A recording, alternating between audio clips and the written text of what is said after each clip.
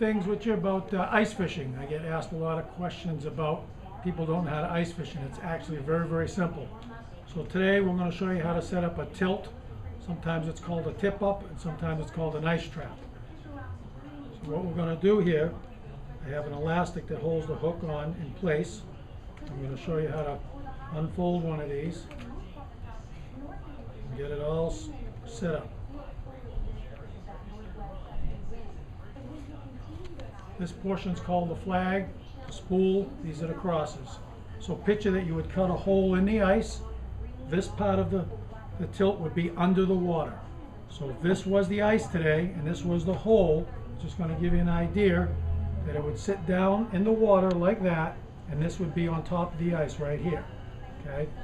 And what would happen is you set the flag up like so, and when the fish grabs the bait and runs with the spool, it sends the flag up. And that's how you know you have a fish. So the important thing is when you cut the hole in the lake, you don't know how deep you are, because when you're ice fishing, you could be walking out into the middle of the lake, or you could be on the edge. You don't know the depth, and the depth is the key thing, because if you're not putting the shiner down in the right depth, you won't catch anything, because the fish could, if you were in 25 feet of water and you only put the shiner down 10 feet, he's actually suspended in all this open water where most of the fish are on the bottom. So today we're going to talk about sounding the hole, and that's a couple of the devices that we use right here. This is called a spring sounder, and how that would work is you just pull the spring back and you'd hook the hook on there as so, and the spring just holds it on so it doesn't fall off. Okay, it's very simple. And then we also have one with a spring clip, and that is used to clip onto the hook as so, and it does the exact same purpose.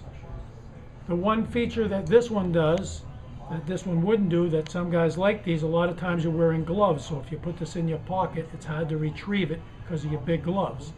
So you could actually take this and you could hook it on your sleeve while you're not actively fishing, and you can still grab it with your gloves, or if you had a sweatshirt on like I have today, accessible. So that's the advantage of that. Okay, this one is a little heavier. So now I'm going to go over of sounding the hole. So for today's purposes, we have ice fishing line, 50-pound test, with a button. This would be the same kind of button that would be on your clothing, and we're tied onto a swivel with a hook that has a nylon-coated steel leader on it. And the reason for that is a lot of times in the winter you're catching pickerel, northern pike, have teeth, they could bite through the line and you could lose them.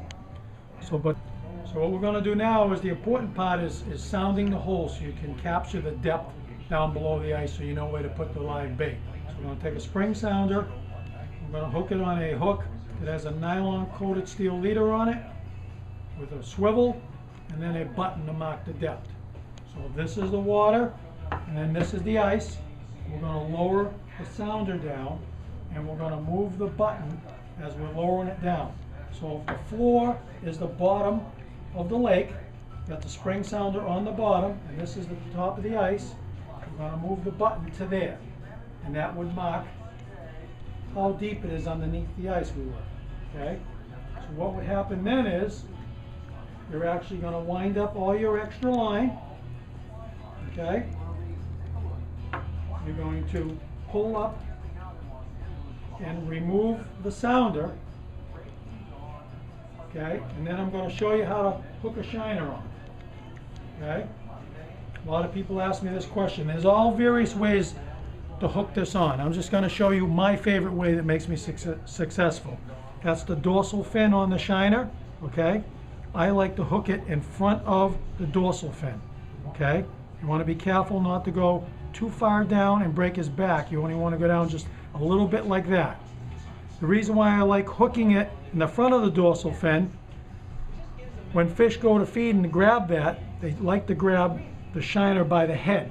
So when they grab it, and my fingers is their mouth, when they actually grab it, the hook is already at the edge of their mouth and their lips. So I get a better hook set. A lot of people hook it behind the dorsal fin. What happens then, when the fish grabs it, your hook would be down here. And then when you go to set the hook, you're actually going to pull the hook away from it. So now we're going to put this shiner back down into the water, okay? Alright, so if I just lowered it straight down, and the shiner be sitting on the bottom of the lake, I want to lift that bait up a foot off the bottom. So I'm going to take where my button is, I'm going to wrap 3 times around. 1, 2, 3. You're going to lower the tilt down into the water. I'm just going to use this as a weight to hold the tilt in place.